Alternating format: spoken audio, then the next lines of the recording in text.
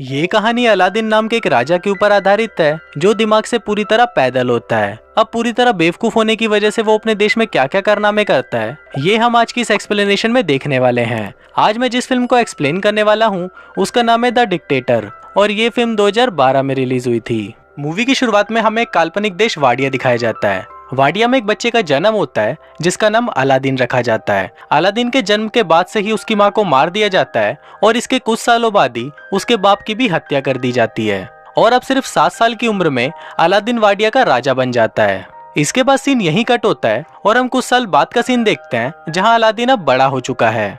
Aladdin अपने बाप की तरह ही सनकी और पागल है और उसके मन में जो आता है वो वही करता है। वो अपने देश में ओलंपिक गेम्स रखवाता है जिसमें वो खुद भी हिस्सा लेता है। फिर गेम के दौरान अगर कोई उससे आगे निकल जाता है तो अलादीन उसे गोली मार देता है और खुद वो गेम जीत जाता है और इसी तरह वो ओलंपिक में 14 गोल्ड मेडल जीत जाता है। इसके बाद अलादीन अपने महल के बाहर आता है और अपनी प्रजा को बोलता है कि जल्दी ही पूरी दुनिया हमारे आगे घुटने टेकेगी। हम जल्दी ही न्यूक्लियर वेपन तैयार कर लेंगे, पर किसी पर हमला करने के लिए नहीं बल्कि शांति बनाए रखने के लिए। और ये बोलते ही वो हंसने लग जाता है। इसके बाद अलादीन अपने न्यूक्लियर रिसर्च सेंटर में जाता है और वहाँ पर वो अपने चाचा तामीर से मिलता है।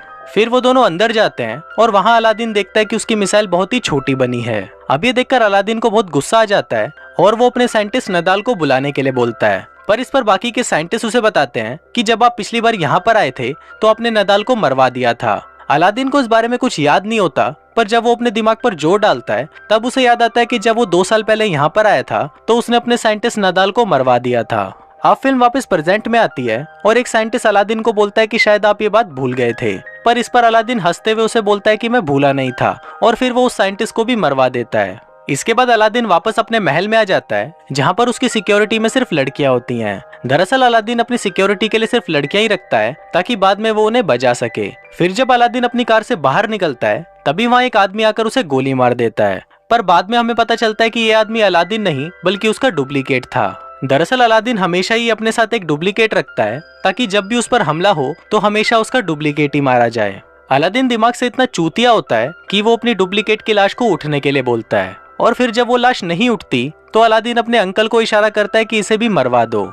फिर अलादीन के वहां से जाते ही उसके चाचा तामीर किसी को फोन करते हैं और उसे बोलते हैं कि अलादीन इस बार भी बच गया और अब हमें उसके जैसे दिखने वाले किसी और को ढूंढना होगा जो हमारा काम कर सके।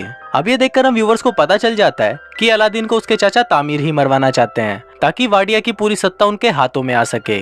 इसके बाद ये लोग अलादीन के हमशक्ल को ढूंढना शुरू करते हैं और उन्हें एक आदमी मिल भी जाता है जो बिल्कुल अलादीन की तरह दिखता था, पर यह आदमी भी अलादीन की तरह ही दिमाग से पैदल होता है। दूसरी तरफ हम अलादीन को देखते हैं जो एक हॉलीवुड एक्ट्रेस मेगन फॉक्स के साथ पलंग तोड़ रहा होता है और पलंग तोड़ने के बाद वो उसके साथ एक फोटो खिंचवाता है और वो उस फोटो को अपनी दीवार पर चिपका देता है। उसी दीवार पर हम और भी कई सारी लड़कियों की फोटोज देखते हैं जिनके साथ अलादीन अब तक पलंग तोड़ चुका है। फिर अगले दिन जब अलादीन वीडियो गेम खेल रहा होता है तभी वहाँ पर उसके चाचा तामीर आते हैं और उसे बोलते हैं कि तुम्हें अमेरिका जाकर अपने परमाणु हथियार बनाने के बारे में उन्हें सफाई देनी होगी और अगर तुमने ऐसा नहीं किया तो वो लोग अपनी फौज को यहाँ बेचकर वाडिया पर कब्जा कर लेंगे।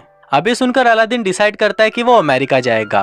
फिर अलादीन अमेरिका आ जाता है और अमेरिका के लोग सड़कों पर उसके खिलाफ नारे लगाते हैं। दरअसल अमेरिका के लोग चाहते थे कि वाडिया में डेमोक्रेसी हो और कोई भी बेवकूफ और पागल राजा उन पर अत्याचार ना करे। इसके बाद अलादीन अपने सिक्योरिटी हेड से मिलता है जिसका नाम क्लेटोन होता है और वो अलादीन को बिल्कुल भी पसंद नहीं करता था। फिर जब रात को अलादीन अपने होटल में सो रहा होता है तभी वहाँ पर क्लेटोन आता है और वो उसको किडनैप कर लेता है। वो उसे एक टॉर्चर रूम में लेके जाता है और वहाँ पर वो अलादीन को अपने हथियार दिखाता है जिससे वो उसे टॉर्चर करने वाला है, पर अलादीन उसके हथियारों का मजाक उड़ाने लगता है जिससे गुस्सा होकर क्लेटोन उसकी दाढ़ी काट देता है। फिर वो उसकी दाढ़ी को जला देता है, पर दाढ़ी पर लगी आग से वो खुद भी जल जाता है।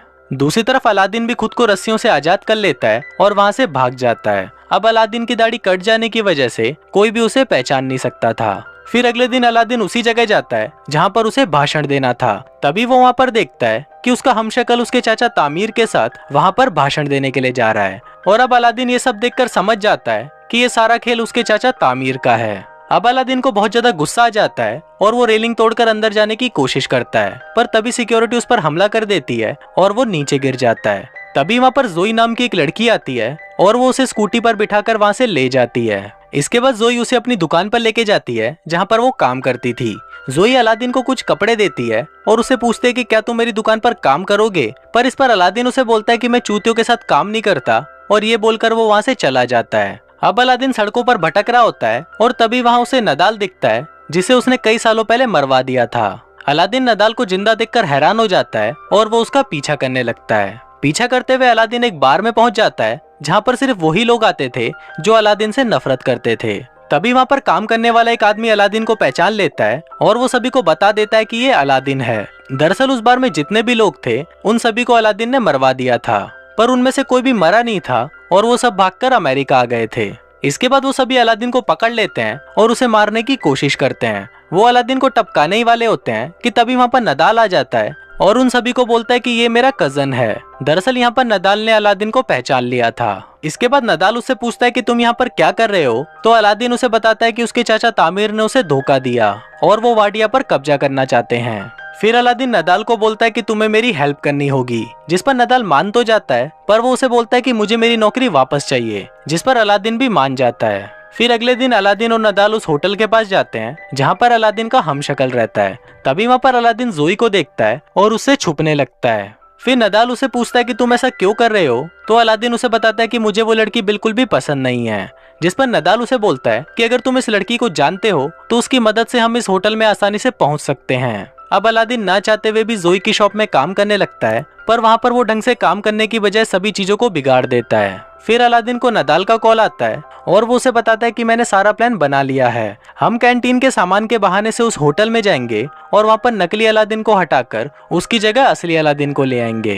अब अलादीन को ये प्लान अच्छा लगता है और इसके साथ साथ उसे धीरे धीरे जोई भी पसंद आने लगती है, जिसकी वजह से वो शॉप में अच्छे से काम करने लग जाता है और वो उसकी शॉप का पूरा नक्शा ही बदल देता है। फिर एक दिन शॉप में एक औरत को लेबर पेन होने लगता है और उस समय इतना वक्त नहीं था कि उसे हॉस्पिटल ले जाया जा सके। अब अलादीन को पता नहीं होता कि डिलीवरी कैसे करवाई जाती है, पर फिर भी वो उस औरत की सक्सेसफुल डिलीवरी करवा देता है। अब ये देखकर जोई भी अलादीन से इम्प्रेस हो जाती है और उसे उससे प्यार हो जाता है। फिर जोई अलादीन को बोलती है कि वो अपनी पूरी जिंदगी उसके साथ बिताना चाहती है, पर इससे पहले अलादीन उसे बोलता है कि मैं तुम्हें कुछ बताना चाहता हूँ, और फिर वो जोई को अपनी सच्चाई बता देता है। अब सब कुछ सच जानने के बाद जोई उससे बहुत गुस्सा हो जाती है और वो उसे वहाँ से जाने के लिए बोलती है। फिर अलादीन जब सड़कों पर घूम रहा होता है तो वो टीवी पर देखता है कि वाडिया के लोग उसके जाने से बहुत ज्यादा खुश हैं और वो अपने देश में डिक्टेटरशिप नहीं चाहते।